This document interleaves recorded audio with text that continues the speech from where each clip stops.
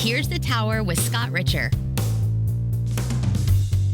Welcome to Here's the Tower. My guest on the program today is my longtime friend Curtis Mead. Curtis and I met around 1990, and he let me sleep on his floor when I moved to Los Angeles in 2003. We have countless stories of our adventures there and all over the country and across Europe playing music. But today, Curtis is going to tell us a story of something that happened when I wasn't there. And he's joining us today from Los Angeles. And you were at a party out there some years ago. When was this? Ooh, I'm gonna go with 12 years ago. 08? Yeah, let's call it 08. And whose house was it, or are you at liberty to say? I was at the singer-performer with an exclamation point's house. Oh, Ashley? Is her name Ashley? No, Alicia. Alicia. Yeah, Alicia. I was at Alicia's house. A common friend of ours invited me over there a few times to partake in gallons of tequila. And yeah, ping pong with like random UFC fighters.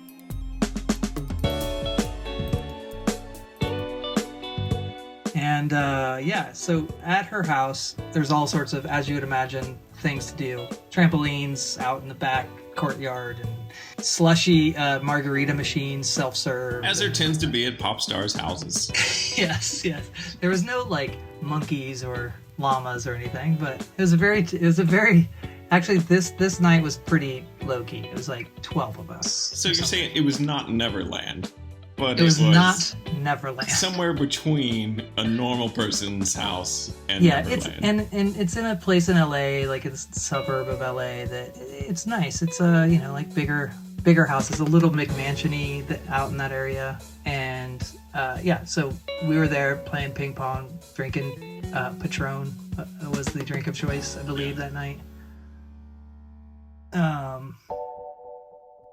And I was less than sober, walking around the house, just kind of exploring the house while the party was, in the back patio. I was walking around, and I was by myself. Right. I had found, like props, like there was like wigs, and I don't know, it's like for a photo booth or something. Right. And there was a pair of like 99-cent store Elvis glasses that probably should have had the sideburns on them, like glued to them, but these didn't, thankfully, have those. But We're talking like 1970s Vegas sunglasses. the big, gold, whatever. And I'm walking around with those, just like, I just kind of lost in the house, just being a weirdo looking around. And then the doorbell rang.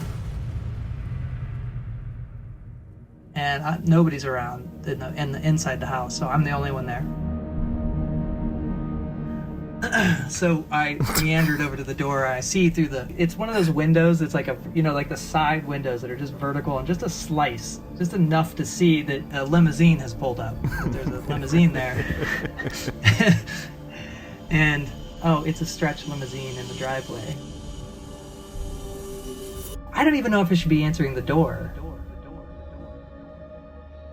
Me and my Elvis glasses opened the door to a couple that I couldn't quite place who they were, but it hit me just seconds after I said hello that it was Lisa Marie Presley while I'm wearing these Elvis glasses, and I didn't know if I should grab them off and so I think I just winged it and was like, hi. And she was like, hey, but it was like, I cannot believe I'm wearing these glasses and meeting Lisa Marie Presley right now. This is absurd.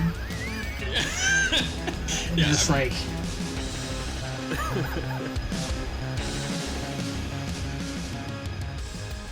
I've heard this story before, and I've been trying to be quiet to give you space to tell it, but... Yeah, but then thankfully that wasn't even the most embarrassing part of the evening, though. Oh, here we go. Go on.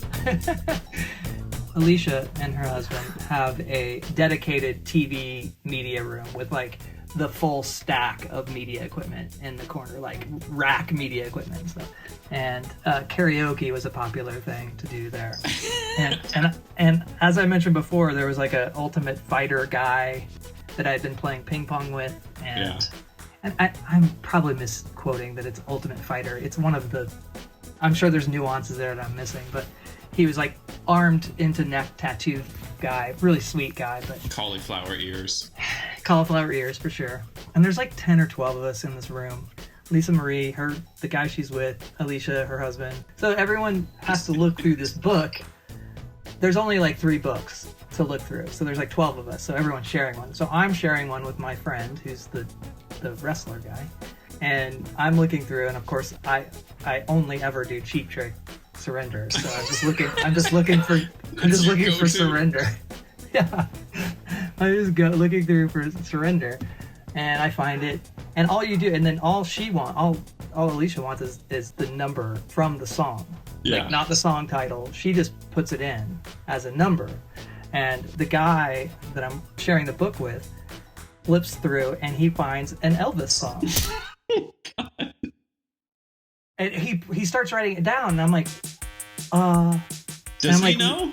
I don't think he knew.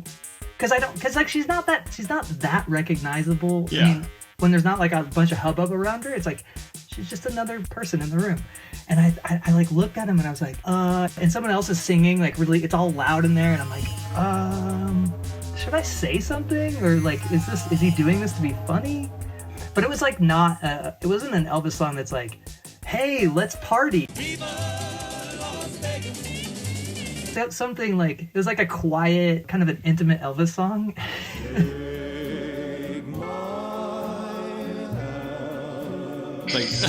like Love Me Tender or something. Yeah, like Love Me. And I'm sitting there and I'm like watching him. I'm like, oh God. And then he hands me the number, and I have my number, and I'm like, okay, I'm gonna turn in this number to Alicia. And I turn and I hand it to them, and then I'm just sitting there waiting. Yeah. Just like waiting. And then his came up first. She puts the number in, and I just look around, and you have that moment of like, oh, what's gonna come up on the screen? Right. What's next? Pops up on the screen. It's got, made famous by Elvis Presley. Or whatever. And everyone, I just like back up and I watch everyone, and he's just like ready to sing, and everyone's just heads turned towards her, and then she's like, oh, and then butchers it. Just proceeds to like, it's like, to boot, not even ironically bad, like, just like, oh, this poor guy, but he could kill me in a heartbeat. Right. But like, oh my God. It was, and everyone just kind of like was like, and then you're like, oh, there's like 4 more minutes of the song to go.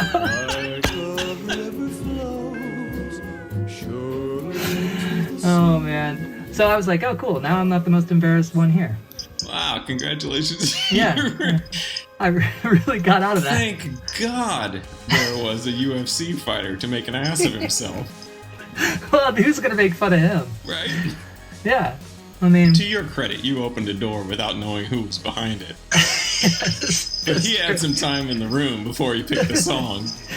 Figure it out. Yeah. And it wasn't like, oh, there's 60 people here. It's no big deal. It's like, no, this was like 10 to 12 people in a room together. So I don't even know if he cared one bit, but I thought it was hilarious. Oh, what a story. What a story.